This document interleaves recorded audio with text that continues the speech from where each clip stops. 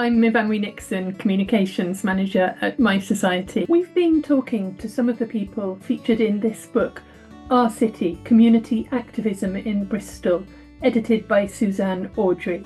In this second interview, I spoke to Jo Banks, a journalist who's been following really carefully the development of an old part of the city in Bristol, Mary Laporte. It's said that it's almost as old as Bristol itself. And in 2018, the council announced some plans for redevelopment. Now, what Jo found through FOI was fascinating, actually. What really intrigued him was a complete 360-degree turnaround in the council's attitude towards this development plan. So their initial stance was that it was way too big, and then all of a sudden they gave it a green flag to push it through. All of this is what Jo discovered with freedom of information using My Society's website, whatdotheyknow.com. But we started off by discussing Jo's discovery of a Facebook group that wasn't all that it seemed. I'm Jo Banks, freelance journalist, written for people like Vice, and I've written for the Bristol Cable. I became interested in a development in the old city, in the historic centre of Bristol, which was for 3 large office blocks, which was very controversial. It was very large, way out of scale with what remains of the old city. A lot of the old city in Bristol was destroyed in the bombing in the Second World War. Half of it is now a park because that whole area of the old city was just obliterated. And it was in one of these committees, and it's in the minutes that they have a discussion, and they say it would be good for members and officers to set up a friends of group. Right. That was the phrasing. So this is a top-down thing they're talking about. So and then the Facebook group appeared a week later after that, an astroturfing community group. There'd been a history in this location of local opposition to previous schemes that had tried to take a chunk of the park. And yes, it turned out so the developer had put the community group right at the centre of their community engagement, which all developers have to go through as part of the planning process. And you'd had this guy giving a statement to the actual planning meeting where the planning application was determined by councils, and telling them that the members of this community group were in favour of the proposal 10-1. But it turned out he'd got that figure from counting emojis on the Facebook page, so not the most scientific of bases. And I wasn't actually very switched on in terms of local governance issues in Bristol and planning and development, but it sparked my interest. And then I was looking into this Facebook group, and they're up because, but by the time that I was interested in it and started looking at it, the planning application had been given permission. Then I got into the freedom of information requests and looking at trying to work out how the whole process had unfolded. And so actually it was my first experience of putting in freedom of information requests. What correspondence had occurred between the council and this sort of pseudo community group. But then I saw all these other requests related to this, specifically to this development.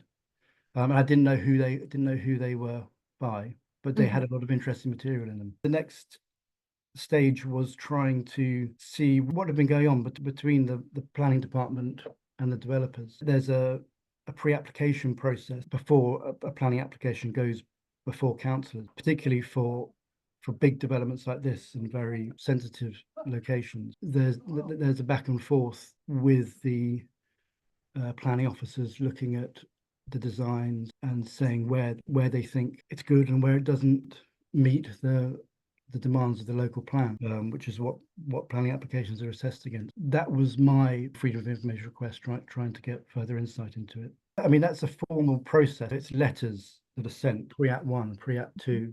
Yeah. So I was able to get hold of those.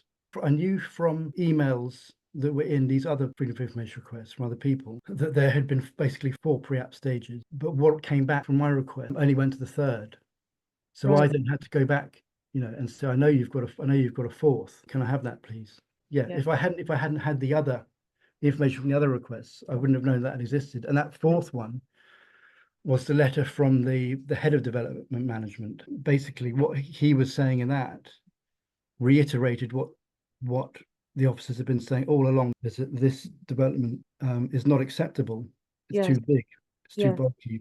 This was the same head of development management who had sat in the planning meeting encouraging the councillors to vote for an unchanged proposal. Stage 4 was his letter, and the final letter from the planning department to the developer before they were going to put in their application. He's reaffirming, what the council have been saying all the way through this process. This design is not acceptable. You then fast forward, I think, a month on from that, they put the planning application in, which is unchanged. The committee meeting comes around. It was about 6 months later, and he's in that meeting, recommending approval for this design that he'd previously said was unacceptable. And again, this was through the other freedom of information requests that other people have put in. You could see the email correspondence between the cabinet member for city planning, one of the main contacts for the developers in the council, and she was agreeing to have meetings with the commercial director of the developer. There were also meetings with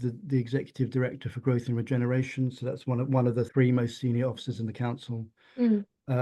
And the head of the mayor's office. People have been putting these freedom of information requests in, talking about interference. What they were talking about predominantly was interference from the mayor's office, who was supposed to be completely detached, legally is supposed to be completely detached from the planning function of the council. So you could see these meetings happening, and they were happening just after Historic England had put in their official opposition to the development. I also verified through freedom of information request that there's no record of any of these meetings. And I think this must be your wording, because it doesn't sound like mine in my notes. But the development industry has penetrated local government with a disdain for democratic process and accountability. I imagine that they were not wanting to put those on record. The shadow system in planning, which is going on outside the public facing process. And I think people should be held accountable for that, because it's so important that the public can see how this is happening. What a great idea that this is publicly available to everyone to access and see the request, see the response, then using it quite often now. It's just very well put together. I think it works really, really, really brilliantly. The way you can see all those freedom of information requests for a particular institution is great. I think it's a fantastic resource. I couldn't have actually drawn a picture of that whole process without having access, as with getting that 4th pre-application document. I had to know that it existed, otherwise I never could have made them give it to me. I think there's a big question around how freedom of information operates, and you'll get often false exemptions that they're putting up, that you then have to get to an internal review, point out, go through the ICO, the legislation, and show them that you can see, that they're not following the rules. Thanks very much to Joe for sharing his really interesting story with us. And if you're interested to read more of that sort of thing, we're about to put up on the screen where you can buy the book Our City, edited by Suzanne Audrey. And if you're intrigued by what freedom of information can do, why not check out My Society's website, whatdotheyknow.com. It takes you through the whole process and makes it really easy to ask for information from public authorities.